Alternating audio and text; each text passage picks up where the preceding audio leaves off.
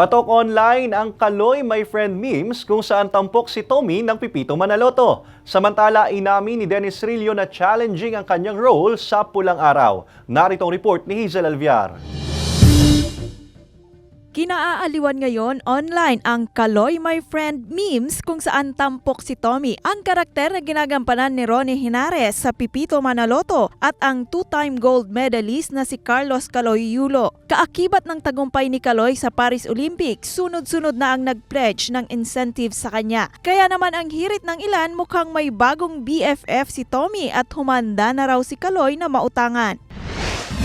Samantala, inamin ni Dennis Trillo na pinaka-challenging role niya bilang si Colonel Yuta Saito, ang mabagsik na Japanese Imperial Officer sa Pulang Araw. Bukod daw sa physical at emotional preparations, nasubok rin daw siya sa pagsasalita ng Japanese language. Malapit nang mapanood ang kanyang karakter sa Pulang Araw. Abangan yan sa GMA Prime pagkatapos ng 24 oras. Hazel Alviar, Balitang Southern Tagalog.